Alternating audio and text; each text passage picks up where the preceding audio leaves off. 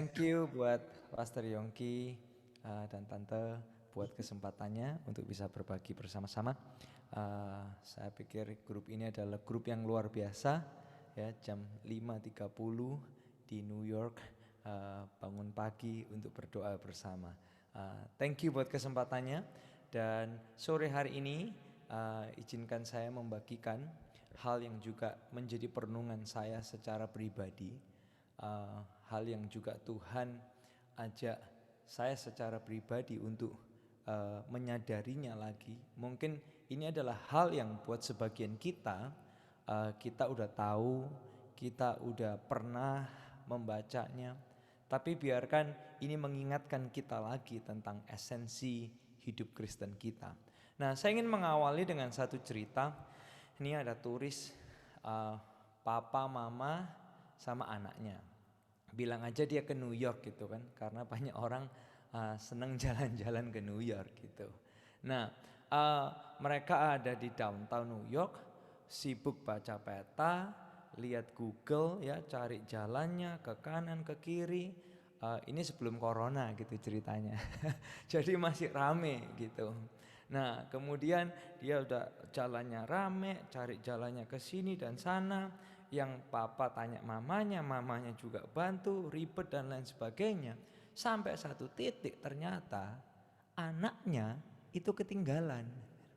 Wah, ketika anaknya ketinggalan, ya biasa ya suami istri kadang mencintai, kadang saling menyalahkan, kadang mengampuni, tapi kadang juga bisa saling istilahnya ya saling menuduh satu dengan yang lain. Makanya kamu sih lihat Google terus, lihat handphone terus, lah kamu dari tadi gini terus ngapain kamu gini dan lain sebagainya. Udah daripada rame kita cari anaknya gitu. Nggak lama ketemu polisi dan kemudian anaknya udah ditemenin dan kedua orang tua ini bisa ketemu lagi dengan anaknya. Nah, kenapa kok saya awali dengan cerita ini? Hal ini itu memberikan gambaran kepada kita juga, termasuk gereja dan mungkin secara pribadi buat saya secara pribadi. Kita di hari-hari seperti ini, di momen-momen seperti ini, kita bisa jadi kayak terlalu sibuk dengan kondisi yang ada. Kadang mungkin traffic berita yang datang dalam kehidupan kita juga bisa terlalu ramai. Apapun itu pendapatnya, perspektif si A, perspektif si B, perspektif si C, broadcast A, broadcast B, broadcast C, dan lain sebagainya yang masuk ke WA kita dan kemudian yang kita dengar dari kawan-kawan kita, telepon dari kawan kita, informasi dan lain sebagainya. Sampai kita bisa kehilangan esensi hidup Kristen kita. Nggak jarang di momen seperti ini, saya pun juga mendengar pertanyaan-pertanyaan. Kita udah rajin ikut Tuhan, doa nggak bolos, baca firman nggak bolos. Anak kita sakit corona, didoa-doain, satu gereja mendoakan, berangkat. Gimana dong gitu? Tetangga kita yang hidupnya nggak takut sama Tuhan, sama sekali nggak peduli Tuhan. Kadang kita dengar berantem, omongannya kotor nggak karu-karuan. Nggak ada yang sakit keluarganya. Di momen seperti ini kadang traffic kehidupan, traffic situasi yang begitu padat dan begitu banyak perspektif dan lain sebagainya, nggak jarang kita itu kehilangan esensi hidup Kristen kita. Satu orang juga tanya gitu sama saya, anak Tuhan ya, kita ini udah pelayanan, kita udah rajin ikut Tuhan, wah di momen-momen semua orang gak bisa kebaktian, kita datang online service dan lain sebagainya. Tapi kenapa nih orang gak kenal Yesus bisa begitu kaya raya? Kita yang udah kasih waktu buat Tuhan, wah udah mati-matian buat Tuhan, ya kekurangan sih enggak, tapi enggak kaya raya gitu. Terus gimana dong ini? Hidup ini, nah Bapak Ibu saudara sekalian, tantangan kehidupan kita yang sedang kita lalui hari-hari ini, dalam 1 tahun terakhir, mungkin 2 tahun terakhir ini, Kalau di Surabaya kita akan kembali lockdown lagi, ya nggak bisa kebaktian ya, nggak bisa onsite tapi online lagi dan lain sebagainya. Begitu banyak orang hari-hari ini dirundung ketakutan, berita ini, virus baru dan lain sebagainya. Traffic berita, traffic keadaan yang begitu memusingkan kita. Itu seringkali membuat kita ini loh, kehilangan esensi panggilan Kristen kita. Emang Tuhan panggil kita untuk kaya raya ya gitu. Emang Tuhan panggil kita kalau doa pasti dijawab? Apakah itu panggilan Tuhan buat kita? Emangnya Tuhan panggil kita kalau sakit harus pasti sembuh? Karena gak semua orang Kristen sakit disembuhkan loh.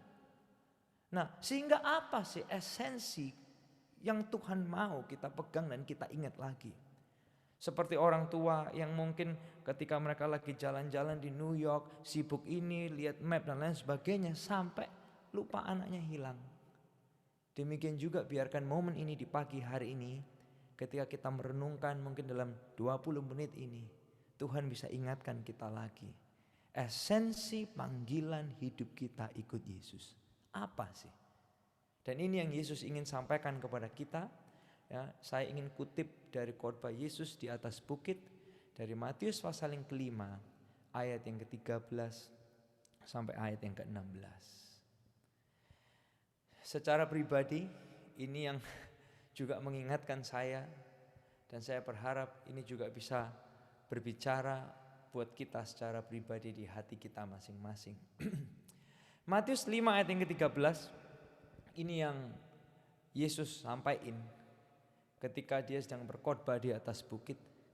Kalau udah siap boleh kasih jempol virtualnya. Siap. Oke. Saya bacakan ya. Kamu adalah garam dunia. Jika garam itu menjadi tawar, dengan apakah ia diasinkan? Tidak ada lagi gunanya selain dibuang dan diinjak orang. Kamu, kata Yesus, adalah terang dunia. Kota yang terletak di atas gunung tidak mungkin tersembunyi. Lagi pula orang tidak menyalakan pelita lalu meletakkannya di bawah gantang, melainkan di atas kaki dian, sehingga menerangi semua orang di dalam rumah itu. Demikianlah hendaknya terangmu bercahaya di depan orang, supaya mereka melihat perbuatanmu yang baik dan memuliakan Bapakmu yang di sorga. Saya yakin ini adalah perikop yang kita semua mungkin udah berulang-ulang kali baca. Tapi di season ini, di season yang mungkin dunia ini begitu messy, yang traffic berita, traffic kehidupan yang mungkin gak menentu seperti ini, yang membuat kita bisa kehilangan esensi panggilan hidup Kristen kita. Biarkan konteks ini boleh real life lagi, dihidupkan lagi di dalam hati dan di dalam jiwa kita, mengingatkan kita kenapa sih kita ikut Tuhan. Nah, yang pertama kita diingatkan bahwa kita itu adalah garam. Ini yang pertama. Nah, ketika kita belajar tentang Matius pasal yang kelima, kemudian kita mundur ke konteks perikop budaya waktu penulisan tentang ayat ini. Di zaman itu garam itu bukan hanya sekedar bumbu. Yes, kita tahu, saya sendiri pakai ilustrasi bagaimana garam itu menggarami makanan. Tapi di zaman itu garam itu sekedar lebih daripada bumbu. Itu adalah gini, dia menjaga misalnya gini daging supaya tidak cepat rusak atau cepat busuk. Itu tujuan dari garam di waktu itu. Nah, ini menarik sekali kalau kita bawa ke kehidupan kita di zaman yang sekarang ini, di 2021 ini. Kadang kalau kita lihat hidup orang lagi masalah gitu ya, lagi ngalamin kacau, gimana respon kita? Nggak jarang kita gini, jangan deket-deket orang bermasalah. Nanti kita malah kena nggak enaknya masalahnya. Daripada keseret masalahnya, ya lebih baik kita doakan dari jauh. Tapi Yesus bilang gini loh, kalau kita lihat hidup orang itu degrading, makin ngalamin mau rusak, mau busuk. Tujuan kita, panggilan kita, kata Yesus adalah garam. Artinya apa? Kita yang menjagain dari kehancuran atau kebusukan. Sama ketika kita lihat keluarga atau komunitas, bahkan kota, negara, ekonomi, dan lain sebagainya. Sebagai orang Kristen kita nggak dipanggil untuk lari, tapi sebagai orang Kristen kita dipanggil untuk apa? Menjadi solusi di sana. Ya walaupun ada warningnya, ya ada bahayanya. Kenapa sih kadang orang juga tertarik ke masalahnya orang lain? Nggak semua dengan motivasi yang tulus kan, benar ya. Ada yang ya aku senang aja dianggap jadi pahlawan gitu. Ada yang motivasinya aku senang aja kelihatan seperti wah dapat perhatian gitu. Karena aku wah dilihat banyak orang, masuk ke masalahnya orang gitu. Kita perlu hati-hati dengan motivasi yang salah. Saya juga melihat ada satu anggota, satu keluarga gitu ya. Si suami ini kecanduan alkohol. Waktu suaminya kecanduan alkohol banget, pernikahannya nggak cerai loh. Walaupun suaminya ini pulangnya nggak karu-karuan, kemudian dia pembawaannya karena alkohol juga nggak karu-karuan. Tapi begitu suaminya bertobat malah cerai. Karena ternyata si istri itu butuh ini, need to be needed. Butuh untuk merasa dibutuhkan. Butuh untuk merasa superior.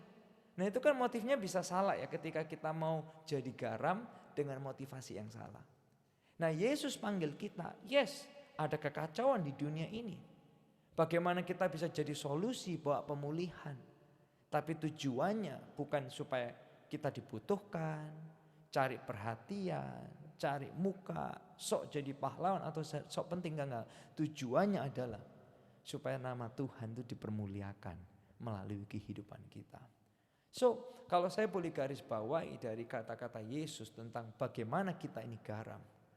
Kalau saya boleh keluarkan kutipan adalah gini, ikut Yesus itu bukan tentang kaya miskin. Tapi hubungan dan menggenapi tujuannya dalam hidup kita. Ikut Yesus bukan tentang doa dijawab apa enggak dijawab. Doa enggak dijawab apa doa dijawab, dia tetap baik. Tapi ikut Yesus tentang apa? Hubungan dan menggenapi tujuannya dalam hidup kita. Itulah esensi panggilan kita sebagai pengikut Kristus. Nah yang kedua kemudian dia bilang apa? Tuhan bilang di ayat yang ke-14, kamu tuh adalah terang. Nah terang ini apa? Terang ini simbol kebenaran yang menerangi kegelapan. Bawa harapan, bawa sukacita.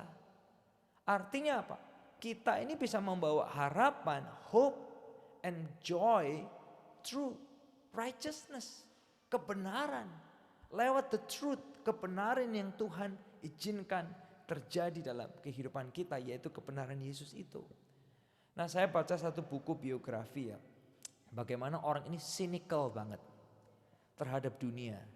Bahkan di tulisan dia itu dia ngeluarin gini, there is nothing valuable in this life, dia bilang. Enggak ada yang berharga atau bernilai di dunia ini. Dan kemudian dia jelasin, kita ini ada hanya karena accident. We are here because accident, karena kecelakaan aja. Enggak ada tujuan dalam dunia ini. Kalau kita mati ya hanya busuk dan gelap, makanya enjoy your life now, kata dia gitu. Nah waktu saya baca ini artikel biografi ini seakan-akan bagi saya ya kita ngelihatnya dari kacamata terang gini. Tanpa terang keselamatan Tuhan, this is just a dark world. Dunia yang gelap. Kalau kita mau ngakui betapa gelapnya dunia ini, dia benar banget. Makanya dunia ini perlu terang keselamatan Yesus. Dan perlu kita menerangi dunia yang gelap ini.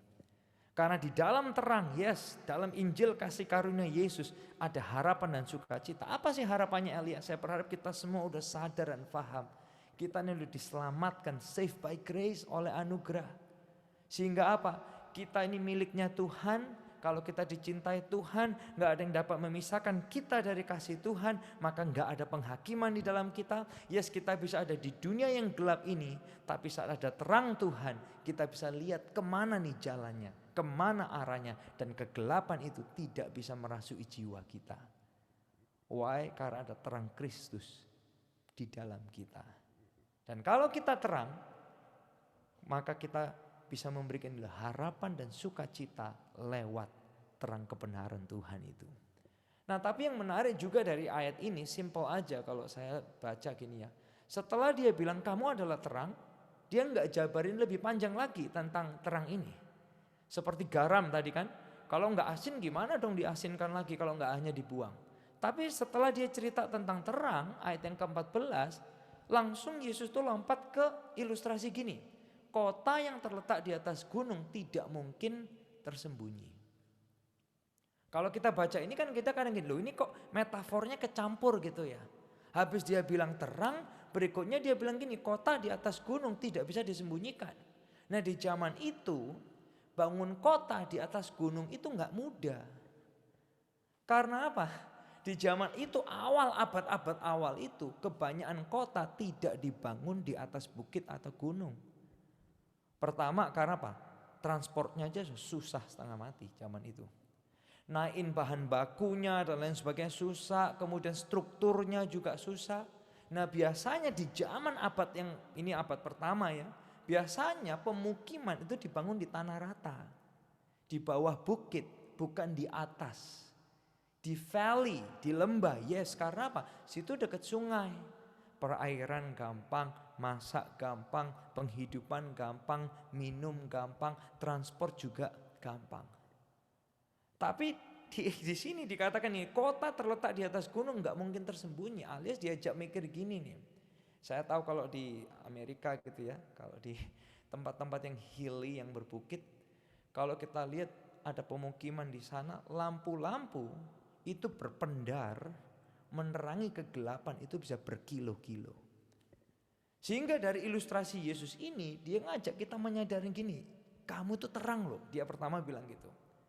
Kamu punya kebenaran, ada harapan dan sukacita. Dan kemudian dia sambungin dengan ilustrasi ini alias gini.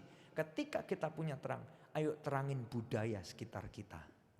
Radius di sekitar kita berkilo-kilo ini ayo kita terangin dengan terang Kristus. Sehingga ada apa? Harapan dan sukacita melalui terang yang Tuhan kerjakan di dalam kehidupan kita. Makanya kalau kita lihat khotbah di atas bukit ini seterusnya, itu tentang bagaimana pengikut Kristus itu berbeda hidupnya karena terang. Cara pandang terhadap uang itu kan dibahas di situ ya, khotbah di atas bukit. Tentang seksual ya itu juga dibahas di sana. Tentang pandangan tentang mengampunin atas kesalahan, pernikahan, relationship, semua dibahas di sana. Dalam arti apa? Tuhan sengaja kita lihat ini loh. How do you live different than the world? Sehingga the world punya choice, punya pilihan. Karena apa? Karena ini loh, hidup kita diterangi oleh Tuhan yang mendatangkan apa? Pengharapan dan sukacita. So kalau dari dua ayat ini kita lihat, ikut Yesus bukan hanya tentang kaya miskin, tapi tentang hubungan dan menggenapi tujuannya dalam hidup kita.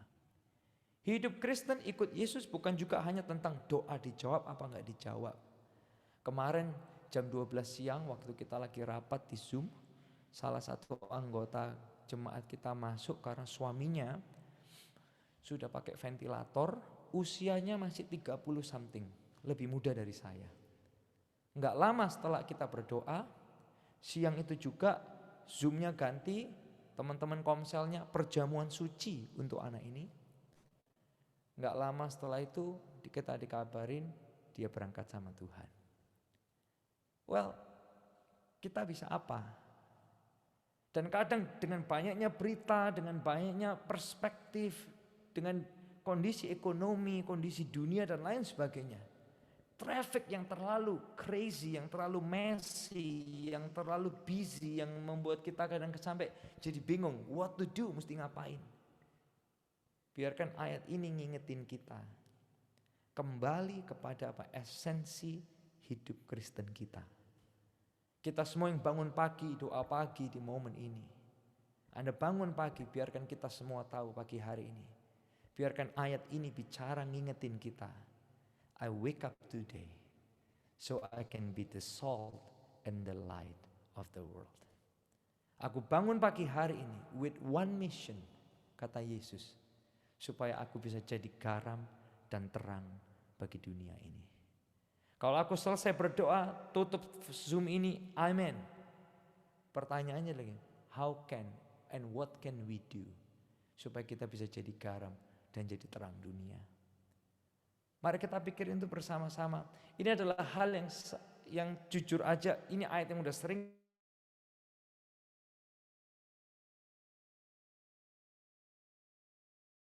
kita baca, ini at half moment, kayak gini, dunia dalam kondisi gini.